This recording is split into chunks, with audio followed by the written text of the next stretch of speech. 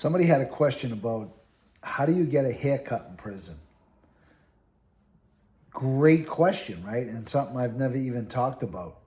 So this will probably be a quick one, but how we used to get haircuts in prison is in the county jails, they had a set of clippers in every unit.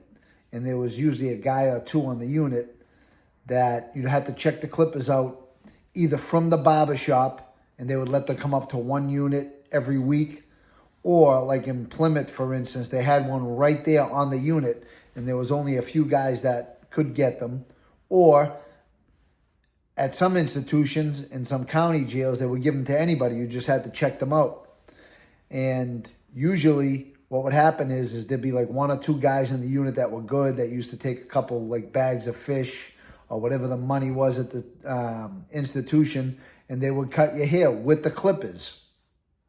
And they would do beards. So there's something called Barbers, and it was like a cleaning agent for all the clippers and the blades, and you had to clean them out, so usually what would happen is, people would kind of neglect them sometimes. So every time you would check them out or I would check them out, I would clean them before I used them. And, they always had, the cleaning agents, and you could, in other institutions, they had an actual barbershop. You would have to put like a request form or a cop out to go to the barbershop. And they would take like maybe they would do one unit a week. Like they would do like E-unit. It would be on Tuesday and Thursday. And they'd bring everybody that put a cop out in, for that unit. And I remember in Wyatt it was that way. And I remember I got into a fight in the barbershop. This kid, his name was Richie Ajay, A-J-A-Y. I'll never forget the guy's name because he was like a professional boxer. And I remember I challenged him to a fight, and he definitely got the best of me in the barbershop. He hit me with a shot that rung my bell that I could still feel on the top of my teeth right here. And funny, I just thought of this story as I was talking about the barbershop. But I remember I was mad as a rattlesnake, and I was mad not because the kid got the better of me, but just because there was other people there that seen it. And so we both went to the hole, and I remember that night challenging him to a fight, and I was like, you come outside, I'm gonna get you. And make a long story short, I think I talked about this before, but I was sitting up all night thinking, oh man, this guy's probably gonna ring my bell again, but to my delight, he didn't show up outside. And I was like, yeah, see, this motherfucker didn't show up. I'm ready to go again, But he was a tough kid. I remember that. You always get an opportunity in life to see how sometimes, your mouth's a little bigger than your capabilities. But he was a really tough kid. He hit me with, I don't know if he hit me with a one-piece or a two-piece, but he connected good. He looked like he knew what he was doing.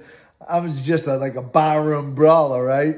But he knew how to fight. And I remember that was one time down the barbershop that I'll never, ever, ever in my whole life forget. And that's kind of when I had hair, and I would rock a fade, So he wasn't giving me a haircut. It was another kid, and I just kind of got into an argument with him. We got into a fight. But if I ran into him today, I'd tell him that, listen, I still feel that shit 30 years later on the top of my lip sometimes.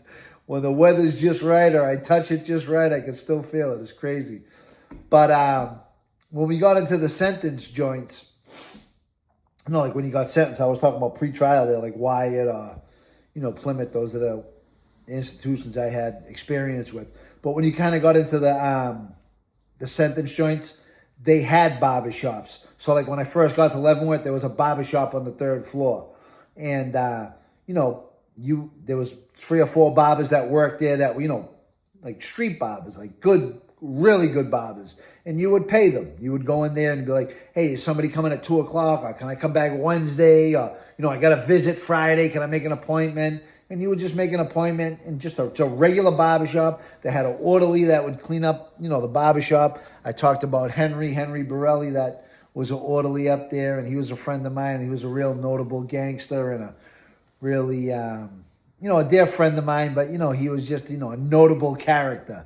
He would look at you like the eyes, and I told the story that he said, Johnny, if you ever have a problem up here and you got to clean up blood, I got towels in there. Just leave them on the floor. I'll take care of them. He was a very interesting character, just my friend, but, when you know the history of him and the way that he was, he definitely a notable, larger-than-life figure. And, he was the orderly up there. So he was the orderly in the barbershop, and they had people that were orderlies. That was people's jobs. But, the barbers were some great barbers. I remember in McKean, there was a guy named Richie. He got like a life sentence, but he was like, worked in the store, worked in the barbershop. He worked everywhere, and he was a really, really good barber. And I used to just wait. I would wait like 3 days. They like, can you cut my hair? No, you got to come back Wednesday. It was on a Monday. That's how busy he was. But I would wait, And then, I don't know if it was a blessing or a curse, but I started to shave my head, and then I just made it easy. Every other day I shave. Now, today, every day I just shave my head and my face. I kind of streamlined that whole process. That's another way of getting a haircut. When you're in the shoe or you're in the hole, it's probably one thing I didn't talk about when I talked about, doing time in the shoe is sometimes, they would have a barber come to the shoe. But a whole set of circumstances had to be met. It had to be a weekend day when the barbershop was closed. A barber would come down there and the hole's full, and everybody got, requests. You got to put a request in to see anybody. So you would put your request in for the barber, And, when the barber came down, he wouldn't give you like that nice fade. You'd go with this. He would just be like, trim you, you know what I'm saying? You had 30, 40 guys waiting. Everybody was like, hey, I got to wait, you know what I'm saying? So sometimes, guys would just let that shit grow like this. You wouldn't see the barber sometimes for a month and a half. I always tried to shave, and they give you some of the shittiest razors in the whole world. And I'd be like, boss, I need another razor. I always like to be clean shaved. I hated it, you know what I'm saying? When I used to feel the growth, so uncomfortable. And I remember one time where I was in Schuylkill. I was in Schuylkill camp, and it was the middle of the wintertime. And you showered 3 times a week, whether you were ready or not. You had to get near the door. I talked about this before. But one of the interesting times it was a horrible time, but the hot water broke. There is nothing in the whole world like a cold shower in February after the hot water pipes broke. And I'll be like, boss, when they fixing the hot water? They're working on it. That was the answer. They're working on it. I remember it probably stayed cold water for at least the whole week that we showered. So Monday, Wednesday, and shower. Now, you can't shave in a cold shower. It's impossible. It's just like, you can't even take a cold shower in February. You got to get in, put the water in, freezing, soap up, try to just hit, brutality. Then you go back to the cell. You never, ever warm up. You're just freezing cold for that whole week, So, and I remember those times, until I can get a good razor. And then I remember, the razors, they will give you one razor in the shower. It's an orange razor. Sometimes you got good ones, like they used to cut good. And then you'd be like, oh, at least I can get a good shave. You get a good shave.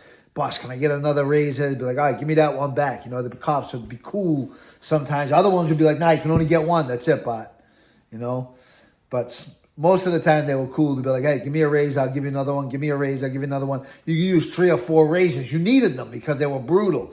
Then sometimes you would get the ones that just wouldn't cut. They would just pull the hair. And no matter how many you use, you can have a whole box of them. You just weren't getting a close shave. You weren't getting a shave, And forget about it in a freezing cold shower. And you had a shower because you were getting 3 showers a week. You were dirty, you were smelly, you had to get in there and you had to make the best of it. You had to just rough it out. It was brutal. Brutality.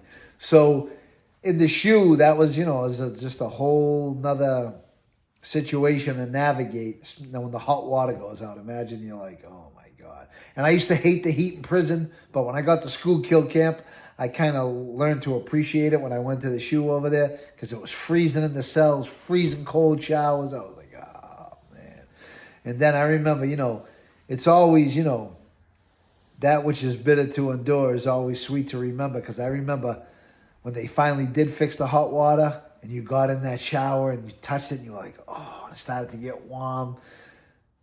Just stuff like that will make you grateful for the smallest things in life, And I'm always grateful, and I try never to take it for granted, a hot shower or a hot cup of coffee, because sometimes they're hard to come by in prison, But getting back to the barbershop, and so, we'll go a step further for this. A lot of people like to shave their bodies too, and they would have it wouldn't be uncommon to I have a guy like, yo, I'll get your back for you. You get my back, we used to just shave each other's back, I mean, that was part of the bid, you know what I'm saying? You would have a guy cut your hair, you would see people braiding people's hair. I thought that was kind of odd, but, I guess, that's all you got. People like get their hair braided. That's how they, pass the time. That's how they like to have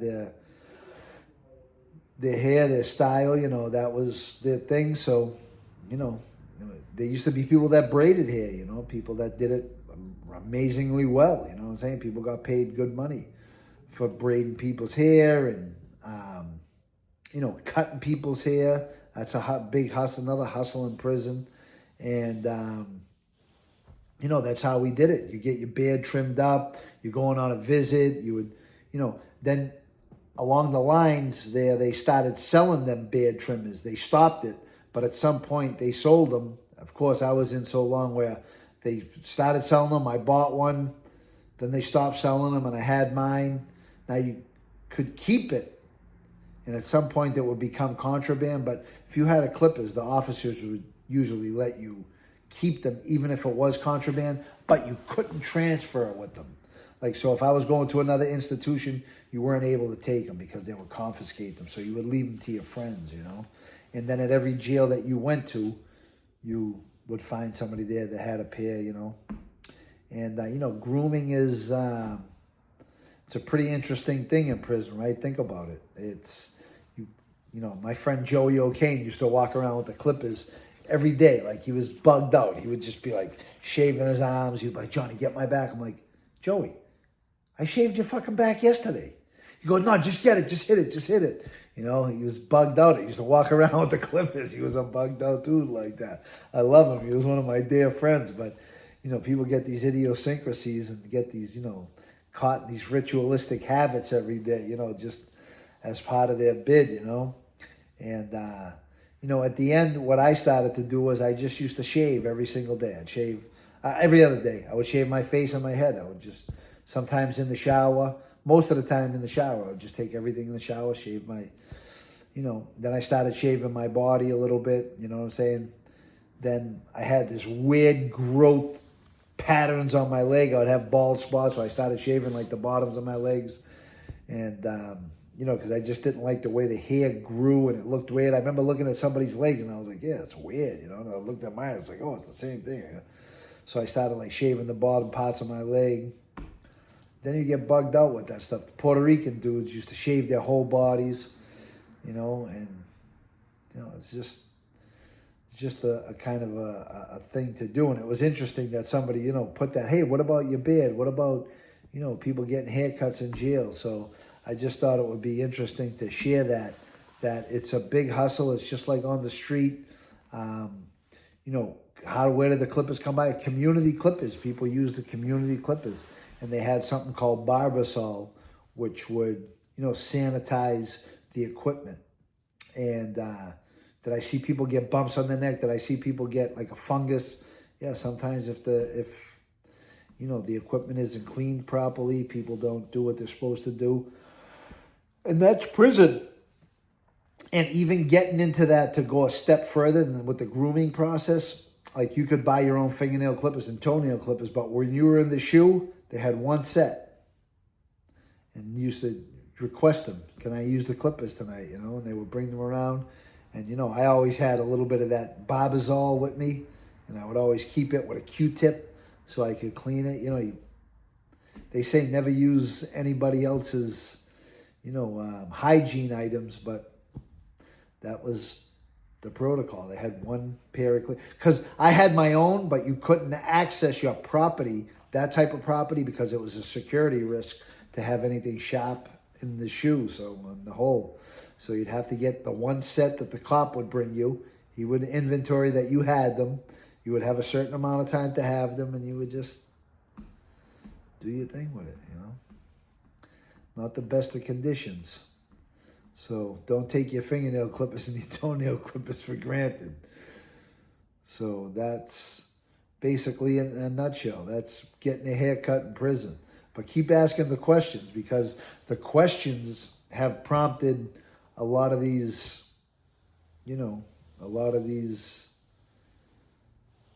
tutorials going forward. And a lot of these topics that I'm bringing up right now is questions that people have, and they're good questions. Just sometimes I just take so much stuff for granted that I did in prison that I don't even, when I think about it, when somebody asks a question, I'm like, wow, that would probably be a good thing to talk about, because I bet you people don't know about it. So keep asking the good questions, and I'll try to give you the answers that you want. Anyway, thank you for tuning in. Like and share this stuff. Share this stuff with your friends, man. Like this stuff. Comment on it. Have your friends subscribe to my channel, and we can keep this going. Thank you for